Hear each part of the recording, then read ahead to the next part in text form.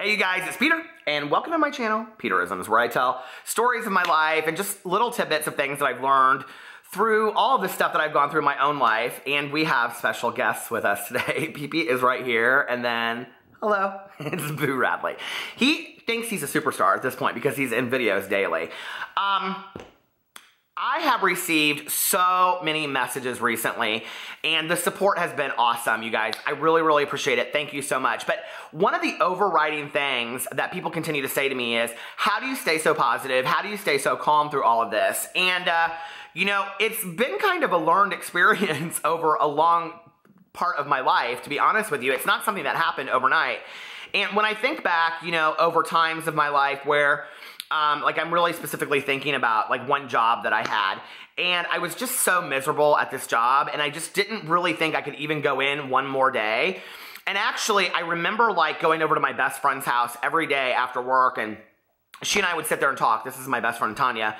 And I would say, like, either I'm crazy or they're crazy. And she would say, no, they're crazy. You know, like, and she saw it from an outsider's point of view. And what was interesting was when I left that job, because it was just so unhealthy for me, I had to get out of there. When I finally left that job, and I've talked about this on my vlog, I mean, tons at this point. But when I finally left there and I started talking to other people that had left there, they felt very, very similar to me, that it was this toxic environment. And it's interesting that none of us talked about it at that time, right? And yet every day I would get up and I honestly would have like a sinking feeling in my chest, you know, like, God, I don't want to go in today. And, you know, it's sad when you, A, have to pay your bills. We all need jobs, right? And B, you know, you go into this job that you initially get excited about getting most of the time, and excited about working with certain people and getting excited about the job that you're going to do and all that kind of stuff. And then it turns into something that you barely want to go into on a daily basis. I mean, it's just miserable, right? And that's kind of what had happened to me in that situation. I've also been in relationships like that, you know, both of my prior relationships. Like at some point it got, you know, to a point where I was just like, I don't know that I can go on one more day, you know? And I was just recently talking about that in my vlog as well, that, you know, like I would set dates in my head, like, gosh, if we could just make it through Christmas and everything would be okay, you know, or if we can just get to this trip that we're going to go on together, then everything is going to be great. When in reality, we had just moved apart from each other and we weren't making each other happy anymore. What I have learned over time, okay, is that life is going to deal out shit. Like, not every day of our lives is going to be great. You know, even for those celebrities that we see on TV or movies, you know, even for people that have mass wealth, they are still going to have misery that happens to them. They're going to have sickness that comes in their life. They're going to have death that comes in their life. They're going to have breakups. You know, they're going to have, you know, jobs or careers that don't go the way that they want them to. And that doesn't mean that they just stop in their tracks and give up, right? And what I have learned over time is that every day that I have is a gift. Every day that I wake up, and I say this so much because I really, really want people to get this, every day that I wake up is a gift. And, you know, having lost my mother when she was very young, she was 64 years old. I was just talking about this to somebody earlier today. It's like, you know, I even like in my mind, I say to myself, well, if I make it to where my mother did, then I have 20 summers left, which is kind of a sad way to live, you know? But like, I don't want to give up one day, one summer, one trip, anything, you know?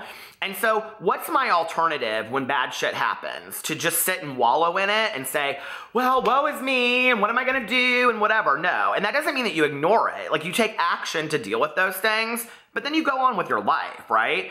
It's like, I have had several of my friends in life that are cancer survivors. And I don't want to compare any of my misery to that because I have never lived through that, right? But at some point in their journey, they have always gotten to the point where it's like they go to their doctor's appointments, they go to their chemo appointments, they talk to the doctors, they deal with the facts, they deal with the pros, they deal with the cons, and then they go on with their lives, you know? And I actually have a really close friend of mine that the day that she found out that she had stage 4 breast cancer, she and I were talking, and I said to her, I said, you know, what do you do with that? Like, when you hear that? Because for me, I like to learn from other people, you know? And she looked at me and she said, I can now, for once, put everybody's shit on the back burner and I can take care of myself and enjoy my life. And I just recently talked to her and I said, so what's your plan going forward? Her husband's getting ready to retire and stuff. And I said, what's your plan for the future? And she goes, oh, I mean, islands and yachts. She's so hilarious, but like, she seriously means that. Like, she'll make it happen somehow, right? And she is somebody that every day she takes like with her gusto, because it's one more day that she fought for hard. And I'm not willing to take those days for granted. I am not willing to hand them over to somebody else or to something else like a job. And I say this a lot to people because I get a lot of questions about like, I don't like my career, or I'm in college and I don't know what to do. Should I go into this area? And that's a personal decision. I always tell people, don't quit your job before you find something else that's going to pay your bills, right? We don't want that. We don't need to be 50 years old moving into mom's basement unless you absolutely have to. And if you do, and that's your choice, hey, that's great too, you know?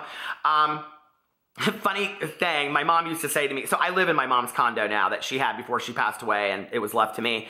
And she used to say to me, you know, I could redo the basement and then you could move down there. I'm like, I will never live in this condo, Mom. I used to say that to her, and now I live in this condo. So, you know, but I think that, you know, it's this very much the attitude of turning lemons into lemonade, you know, and you really have to look at life that way. You know, we never know what our journey is. People ask me all the time, they're like, well, how did you get into working with addicts and alcoholics? Well, I'm an addict and an alcoholic, and when I got sober, I wanted to be the person that I didn't feel like I had ever had in my life to help me through that stuff, right? And so that was why I went into that field. I do not know that 3 years down the road, my journey won't take me into, I don't know, you know, being a travel writer or something like that.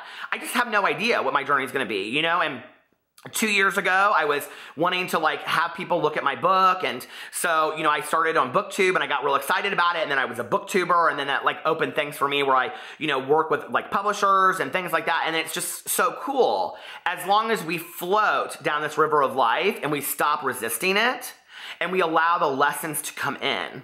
And part of allowing that lesson to come in is not getting stuck on this river of life. You know, like when you walk down a river or a creek and there's just stuff like leaves that are stuck in this, you don't get stuck over there with all of that negative crap. You just move on. You just keep on moving on, right? And those people that are going to float down the river with you are going to float down the river with you. And those that choose not to, they choose not to, you know? But you go on and you continue to do your gig. You continue to do what you love. You continue to live every day as if it's your last, because none of us really know that, you know? And, you know, was just saying to a friend of mine the other day who lost her son recently, I said, it is no comparison to lose your parent to losing your son. I will not compare those two. But the grieving process, I think, is somewhat similar, right? And at some point, you really have to say to yourself, you know, what would this person want of my life? Would they want me to continue to focus on the fact that I miss them? Or would they want me to live my best life possible? And I know one thing, that if I were sitting here talking to my mom would say, I never knew I was going to be gone by 64. Don't waste your life. Get up every day, dance in your kitchen, sing in your car, take trips, have a lot of fun and enjoy life, and put positivity out there in the world, because it's really just the greatest reward, you know? And for me, that's how I choose to live my life today, because I want to have the best life possible. I want the people around me to have the best life possible. I don't want to bring misery to people anymore. I want to bring positivity to people. I want people to look at me that I have in their life and say, you know what? It's an asset to have Peter in my life. I love him being in my life. I enjoy him being in my life. I don't want anybody ever to say that I'm a distraction. And we each have that as a choice on a daily basis that we get up. But the first part of that is saying, thank you for this life that I've been given, and I will appreciate it, and I will see it as a gift. And I will love every day that I've been given and live it as if it's my last. I love you guys, and I will see you later.